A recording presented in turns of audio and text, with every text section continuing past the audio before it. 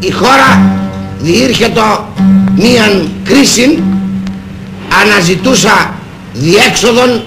εξ ενός πολιτικού αδιεξόδου εις το οποίο είχε εισέλθει. Από μακρού χρόνου η αδυναμία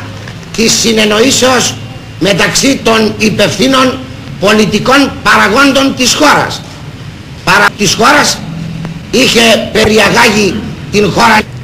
Ουδής εκ των πολιτικών αρχηγών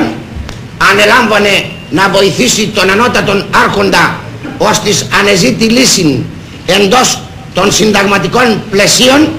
της ανευθυνότητός του για να βγάλει την χώρα από το αδιέξοδον. Η κατάσταση αυτή προστιθεμένη εις μίαν αναρχική αντίληψη η οποία είχε επιβληθεί σχεδόν εις όλα τα άτομα της κοινωνίας, είχε δημιουργήσει οι Έλληνες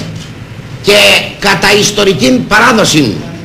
αλλά και κατά την βασική κοινωνική αντίληψη και αγωγή δεν είναι ποτέ ευεπίφοροι προς τον κομμουνισμό, διότι ο κομμουνισμός δεν δύναται να έχει ουδέν σημείων κοινών με τον ελληνοχριστιανισμό